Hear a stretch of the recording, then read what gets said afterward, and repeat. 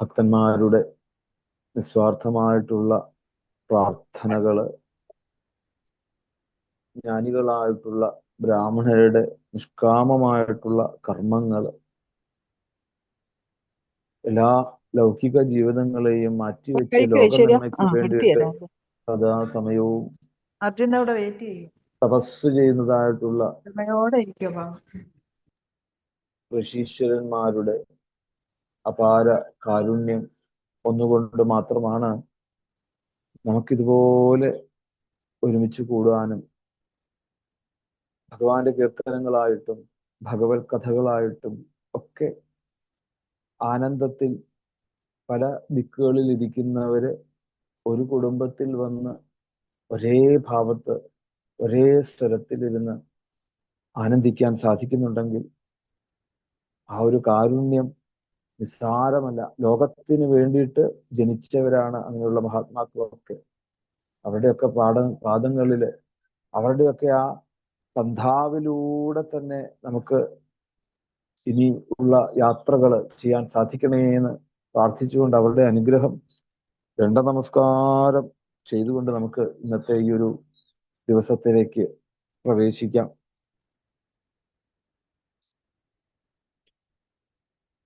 നമ്മളുടെ ജീവിതത്തിൽ നമുക്ക് പല സമയത്തും നിയമങ്ങൾ നമ്മളിൽ നിന്നൊക്കെ വഴുതി പോകുന്ന ഒരു സാഹചര്യം. എല്ലാവർക്കും അവരവരുടെ മനസ്സിൽ വിചാരിക്കുന്നതായിട്ടുള്ള വിചാര ഭേദങ്ങള് ആണ് അവരുടെ പ്രവർത്തിക്ക് കാരണമായിട്ട് വരുന്നത്. അപ്പൊ അവരുടെ ബുദ്ധിക്ക് തോന്നുന്നതായിട്ടുള്ള ശരി തെറ്റുകളെയൊക്കെ ഉറപ്പിച്ച് മുമ്പോട്ട് പോകുമ്പോഴാണ് പല വിധത്തിലുള്ള കുണ്ടും കുഴിയുമുള്ള വലിയ പൊട്ടക്കിണറ്റിലേക്ക് നമ്മൾ വീഴേണ്ടി വരുന്നത്. നമ്മളെപ്പോഴും നമ്മളുടെ ധാരണയാണ് ശരി എന്നുള്ള ഉറച്ച തീരുമാനത്തിൽ നിന്നും വഴുതി പോകാൻ നമ്മളൊന്നും തയ്യാറാകുന്നില്ല. അതാണ് നമ്മളുടെ ജീവിതത്തിലെ ഏറ്റവും വലിയ പരാജയം. അതാണ് ഈയൊരു ഭാവമാണ് നമ്മളെ ഏറ്റവും കൂടുതൽ ജീവിതത്തിലെ ദുഃഖത്തിന് കാരണമായിട്ട് വരുന്നത്. അങ്ങനെ ആചാര്യന്മാര് ഇത് മനസ്സിലാക്കിക്കൊണ്ടാണ് ഒരു പൊതു നിയമമായിക്കൊണ്ട് ധർമ്മത്തെ നമുക്ക് വേദത്തിലൂടെ കാണിച്ചു തന്നിട്ടുള്ളത്. നമ്മളൊക്കെ വിചാരിക്കും, ഓ ഇനിയിപ്പോ വേദം മുഴുവൻ പഠിച്ച് മനുസ്മൃതിയൊക്കെ മുഴുവൻ പഠിച്ചിട്ട് വേണോ ഇനി ജീവിക്കാൻ. ഇതൊന്നും നമ്മൾ പഠിച്ചു ചെയ്യുന്നതാണോ? എല്ലാം ഒന്നുമല്ല. അമ്മയുടെ വയറ്റിൽ നിന്നും പുറത്തേക്ക് വന്നു കഴിഞ്ഞാൽ അമ്മ പറഞ്ഞു തന്നിട്ടാണോ ആ അമ്മയുടെ സ്തന്യപാനം നമ്മൾ ചെയ്യുന്നത്? അല്ല, ഒരിക്കലുമല്ല. അവിടുന്ന് തുടങ്ങി നമ്മളുടെ പ്രവർത്തനം മുഴുവൻ, നമ്മളുടെ ഉള്ളിൽ ഇരിക്കുന്ന ബോധസ്വരൂപനായിട്ടുള്ള കണ്ണന്റെ പ്രവർത്തനം. എത്രയെത്ര യന്ത്രങ്ങളാണ് നമ്മളുടെ ശരീരത്തിന്റെ ഉള്ളിൽ വർത്തിക്കുന്നത്. ആരെങ്കിലും ഒരിക്കലെങ്കിലും ഒന്ന് ചിന്തിച്ചിട്ടുണ്ടോ? ചിന്തിച്ചു കഴിഞ്ഞാല് നമ്മളാണോ ഇതിനെയൊക്കെ പ്രവർത്തിപ്പിക്കുന്നത്? പ്രപഞ്ചത്തിലുള്ള സകല വിധത്തിലുള്ള ജീവികളുടെയും ജീവജാലങ്ങളുടെ വേണ്ട ഒരു ഇറമ്പിന്റെ ഉള്ളിലുള്ള പ്രവർത്തനങ്ങൾക്ക് പോലും കാരണമാകുന്നത് സത്യസ്വരൂപനായിട്ടുള്ള ആ പരമാനന്ദ സ്വരൂപമായിട്ടുള്ള ഭഗവാൻ തന്നെയാണ്. ഈ ഒരു ബോധം ഒരിക്കലെങ്കിലും നമുക്ക് ഒന്ന് ചിന്തിക്കാൻ സാധിച്ചാല് നമ്മളുടെ ഈ അഹങ്കാരമൊക്കെ നമ്മളിൽ നിന്ന് വിട്ടുപോകൂടെ. അപ്പൊ നമ്മളെ കുട്ടിക്കാലത്ത് മുതൽ അമ്മയുടെ വയറ്റിൽ നിന്ന് മുതൽ നമ്മളെ കൊണ്ട് ഓരോന്നും ചെയ്യിപ്പിക്കുന്നുണ്ടെങ്കിൽ അത് നിയമത്തിന് കാരണമായിട്ടുള്ള രീതിയിലാണ്. അല്ലേ? പറയാറുണ്ട്, കൊച്ചു കുട്ടികളാകുമ്പോൾ ഭൂമി ദേവി നോക്കിക്കോളും എന്ന് പറയാറുണ്ട്. യഥാർത്ഥത്തിൽ ഇന്നാ മനസ്സിലായത്, കൊച്ചുകുട്ടി ആയാലും വലിയ കുട്ടി ആയാലും ഒക്കെ ആരാണ്? ആ ശക്തി തന്നെയാണ് ഓരോ പ്രവൃത്തികളും ചെയ്യിക്കുന്നത്, നമ്മളൊന്നും അല്ല. അല്ലെങ്കിൽ എന്തേ നമുക്ക് ഈ കേമത്വമൊക്കെ, നമ്മൾ വലിയ കേമത്വമൊക്കെ പറയും, എന്നാ പിന്നെ ഈ ദുഃഖം എന്നതിന്റെ കാര്യം എന്താന്ന് പറയൂ? അങ്ങനെയാണ് ദുഃഖം വരരുതല്ലോ. തനിക്ക് തന്റെ കേമത്വം കൊണ്ടാണ് ഓരോ കാര്യങ്ങളും നടന്നു പോകുന്നതെന്ന് തനിക്ക് തോന്നുന്നുണ്ടെങ്കിൽ എന്തേ തനിക്ക് ഈ ദുഃഖം മാറ്റാൻ സാധിക്കാത്തത്?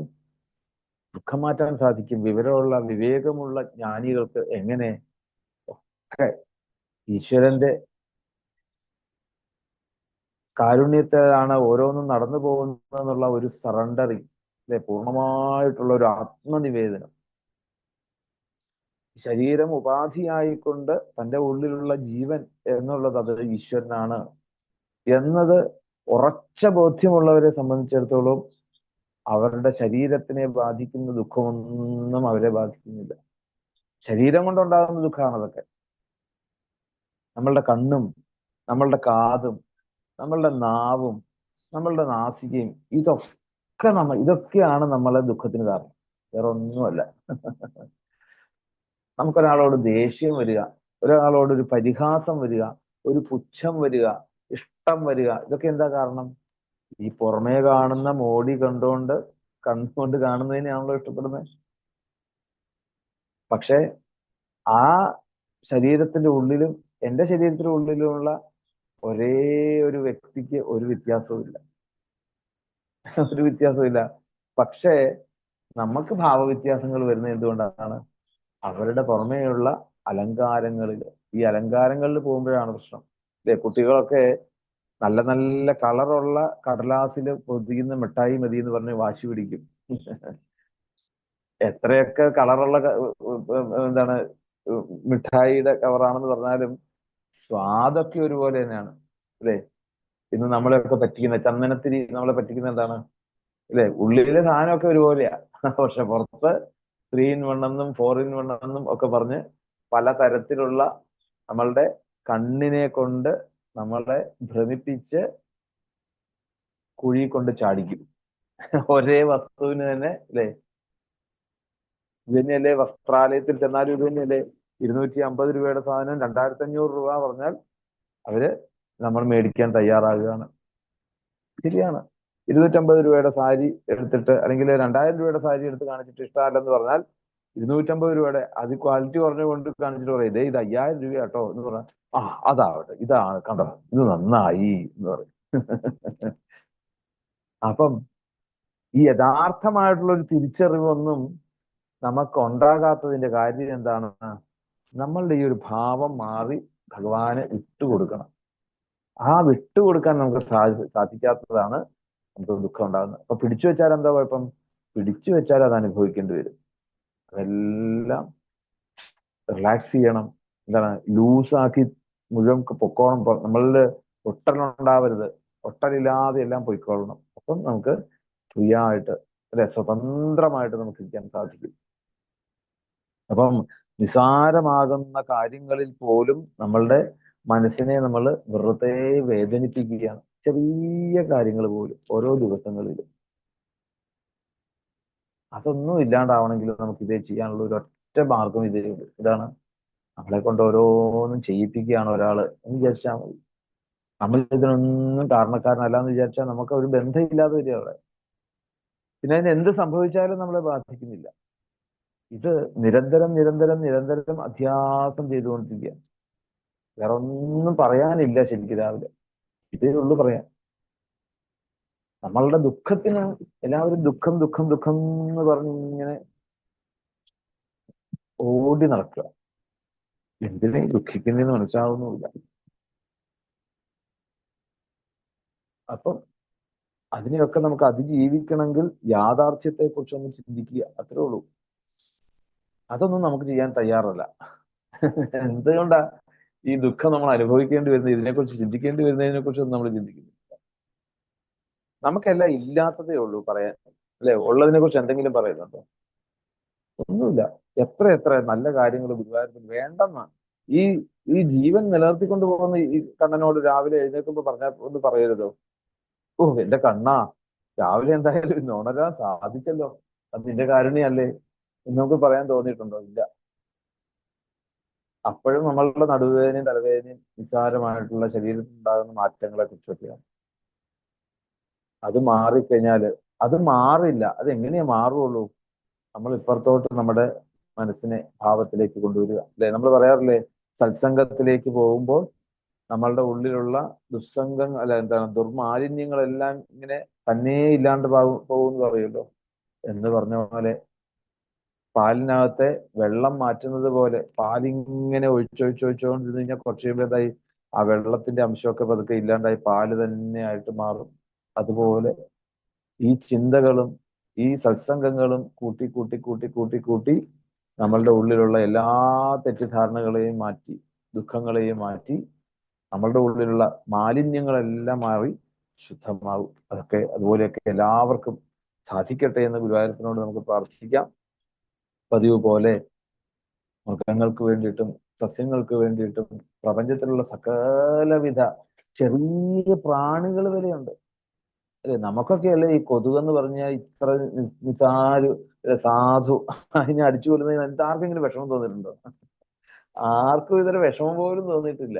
എന്നാൽ ആ കൊതുകിന്റെ ഉള്ളിലുള്ള ജീവനും നമ്മളുടെ ഉള്ളിലുള്ള ജീവനും ഒരു വ്യത്യാസവും ഇല്ല എന്നുള്ള ആലോചിച്ച് നോക്കൂ. അപ്പൊ നമ്മളെയും ഇതുപോലെ ഇനി ഇത് കഴിയുമ്പോൾ ചെന്ന് കഴിഞ്ഞാൽ ഇതുപോലെ അടിച്ചു കൊല്ലാൻ ആൾക്കാരുണ്ടാവും അവിടെ. അപ്പം അങ്ങനെ പോലും നമുക്ക് ചിന്തിക്കാൻ സാധിച്ചാല് എത്ര നിർമ്മലാവും നമ്മളുടെ മനസ്സ്, എത്ര അല്ലെ കളങ്കം ഇല്ലാത്ത ഒരു അവസ്ഥയിലേക്ക് എത്താൻ സാധിക്കും. നമ്മൾ അങ്ങനെ ചിന്തിക്കുന്നില്ല സത്യത്തില്. ഉറുമ്പുകളെ കണ്ടു കഴിഞ്ഞാല് അല്ലെ കണ്ടു കഴിഞ്ഞാൽ അത് തട്ടി തട്ടി പോകുമ്പോ തന്നെ അതിന് ജീവൻ പോവുക. ഇങ്ങനെയൊക്കെ ചിന്തിച്ചിരുന്നു നമ്മളുടെ കഥാപാത്രം, ഭാഗവതത്തിലെ കഥാപാത്രമായിട്ടുള്ള ഭരതൻ അല്ലെ. അപ്പൊ പറയും ഭരതന്റെ ജാടയാണ് അഹങ്കാരം എന്ന് പറഞ്ഞാലോ. അതാ ഇന്നത്തെ ജനം മഹാത്മാക്കളെ കണ്ടു കഴിഞ്ഞാല് അല്ലെ, പട്ടേരിപ്പാട് തന്നെ പറഞ്ഞിട്ടില്ലേ എന്താണ്, ജനാനാം പീയൂഷം ഭവതി മഹാദോഷഗണിക. അല്ലെ, മഹാത്മാക്കളുടെ ദോഷത്തെ ഇങ്ങനെ എടുത്തു കാണിക്കാൻ എന്തൊരു സന്തോഷമാണ് ജനങ്ങൾക്ക്. അതിങ്ങനെ പറഞ്ഞ് പരസ്പരം പരദൂഷണം പറഞ്ഞ് ആനന്ദിക്കുക. മഹാത്മാക്കൾക്ക് എന്തെങ്കിലും ഒരു ചുതി വന്നിട്ടുണ്ടെങ്കിൽ ഒരിക്കലും മഹാത്മാക്കള് അവര് ചെയ്യുന്ന പ്രവർത്തികളെ ഒന്നും ഒരിക്കലും നമ്മൾ സജ്ജന നിന്ദ ഉണ്ടാവരുത്. ഓരോരുത്തരും ഏകാദശി നോക്കുന്നവരും നാമം ജപിക്കുന്നവരും ഒക്കെ ഇന്ന് പരിഹസിച്ച് തള്ളുകയാണ് ശരിക്കും ജനം. അതിൻ്റെതായിട്ടുള്ള ധാരാളം ദുഃഖങ്ങള്. ഇതൊന്നും സജ്ജനങ്ങളെ ബാധിക്കുന്നില്ല. ആരെയും ബാധിക്കുന്നുള്ളൂ? നമ്മള് പറയുന്ന നമ്മളെയാ ബാധിക്കുന്നത്. അപ്പൊ ഒരിക്കലും അതിനൊന്നും ഹേ ഗുരുവായൂരപ്പ നിങ്ങളുടെ മനസ്സിനെ അതിലൊന്നും കൊണ്ടുവിടരുതേ. അറിയാതെ പോലും ആ സജ്ജനങ്ങൾക്ക് വിഷമം ഉണ്ടാവരുതേ എന്ന് പ്രാർത്ഥിക്കുക. നമുക്കറിയില്ല നമ്മളുടെ നാവിലുണ്ടാകുന്ന അല്ലെ വികട സരസ്വതി ഉണ്ടാവാം, സരസ്വതി ഉണ്ടാകാം. ആ സരസ്വതി കൊണ്ട് മറ്റുള്ളവർക്ക് എന്താണ് അറിവേകുകയും വികട സരസ്വതി കൊണ്ട് അവരെ ദോഷം ഉണ്ടാവാതിരിക്കുവാൻ വേണ്ടിയിട്ട് കണ്ണനോട് പറയുക മാത്രം നിവൃത്തിയുള്ളൂ. അപ്പം അങ്ങനെ പോലും നമ്മൾ ചിന്തിക്കണം എന്നർത്ഥം ദിവസവും. കണ്ണ് കാണാൻ വയ്യാത്തവർക്കും കാത് കേൾക്കാൻ വയ്യാത്തവർക്കും സംസാരിക്കാൻ പോലും സാധിക്കാത്തവരെയൊക്കെ ആലോചിച്ചാല് നമ്മളെയൊക്കെ ഗുരുവായൂരപ്പൻ എത്ര ഉയരത്തിലാണ് കൊണ്ടിരിക്കുന്നത്. നമുക്കൊന്നും ഒരു അവകാശവും ഇല്ല ഒരു ചെറിയ ദുഃഖം പോലും ഗുരുവായൂരപ്പനോട് പറയാൻ. കാരണം എന്താണ്, അതിൽ വലിയ ഒരു 80-90% നമുക്ക് തന്നിട്ടാണ് നമ്മുടെ ഈ 10% കരച്ചില്. അത് വേണ്ട, 90% തന്ന ഗുരുവായൂരപ്പന്റെ പാദങ്ങൾ നമസ്കരിക്കുക അല്ലാതെ വേറെ ഒന്നും നമ്മളുടെ ജീവിതത്തിൽ നമുക്ക് ചെയ്യാനില്ല. ഗുരുവായൂരപ്പനോട് പ്രാർത്ഥിക്കാം ഒരേപോലെ ഈ ലോകത്തിന്റെ ഉള്ള നാനാതുറകളിൽ അനുഭവിക്കുന്ന ദുഃഖങ്ങൾ, ആ ലോകത്തിന്റെ ദുഃഖങ്ങളൊക്കെ തീർന്ന് ശാന്തി ഉണ്ടാവണേ, സമാധാനം ഉണ്ടാവണേ, എല്ലാവർക്കും സമാധാനം ഉണ്ടാവട്ടെ എന്ന് പ്രാർത്ഥിച്ചുകൊണ്ട് ഒരേ ഭാവത്തിൽ ഒരേ സ്വരത്തിൽ ആ ജ്വരസ്തുതി ചൊല്ലി നമുക്ക് ഭാഗവതത്തിലേക്ക് പ്രവേശിക്കാം. ജ്വര ഉവാച നമാമി ത്വാനന്ദശക്തിം പരേശം സർവാത്മാനം കേവലം ജ്ഞപ്തിമാത്രം വിശ്വോൽപത്തി സ്ഥാന സംജോതഹേതും യത്തൽ ബ്രഹ്മലിംഗം പ്രശാന്തം കാലോ ദൈവം കർമ്മജീവ സ്വഭാവോ ദ്രവ്യം ക്ഷേത്രം പ്രാണ ആത്മാവികാരാം തത്സംഘാതോ ബീജരോഹ പ്രവാഹസ്ത്വന്മായേഷാം തന്നിഷേധം പ്രപദ്യേ നാനാഭാവീർലീലയൈവോപപന്നീർദേവാൻ സാധും ലോകസേതൂൻ ബിഭർഷി ഹംസ്യോന്മാർഗാൻ ഹിംസയാ വർത്തമാനാൻ ജന്മീ തത്തേ ഭാരഹാരായ ഭൂമേഃ തപ്തോഹം തേ തേജസാ ദുസ്സഹേന ശാന്തോഗ്രേണാത്യുൽബണേന ജ്വരേണ താവത്താപോ ദേഹിനാം തേഘ്രിമൂലം നോ സേവേരൻ യാവദാശാനുബദ്ധാഃ താവത്താപോ ദേഹിനാം തേങ്കൃമൂലം നോ സേവേരൻ യാവദാശാനുബദ്ധാഃ താവത്താപോ ദേഹിനാം തേങ്കൃമൂലം നോ സേവേരൻ യാവദാശാനുബദ്ധാഃ